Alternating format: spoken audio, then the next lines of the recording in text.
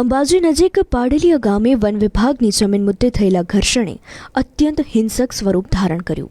ટોળાએ police અને forest વિભાગની team પર તીર કામઠાથી હુમલો કર્યો, જેમાં 47 જેટલા જવાનો ઘાયલ થયા.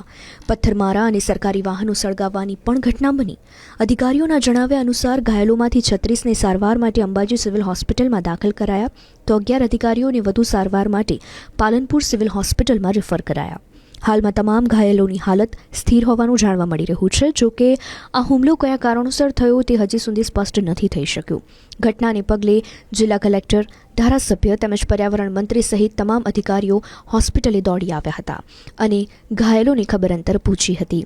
મહત્વનું છે કે પોલીસ અને ફોરેસ્ટ અધિકારી પર હુમલા બાદ 1000થી વધુ લોકો સામે હાલ ફરિયાદ નોંધાઈ છે. પાડલિયા ગામમાં વન વિભાગની જગ્યાને લઈને ઘણા સમયથી આ વિવાદ ચાલી રહ્યો હતો અને આ વિવાદના સમાધાન કે કાર્યવાહી માટે જ્યારે પોલીસ અને ફોરેસ્ટ વિભાગની ટીમ ગામમાં હાજર હતી, ત્યારે અચાનક જ સ્થાનિકો એક મોટું ટોળું ધસી આવ્યું અને આ ટીમને ઘેરી લઈ પથ્થરમારો શરૂ કર્યો.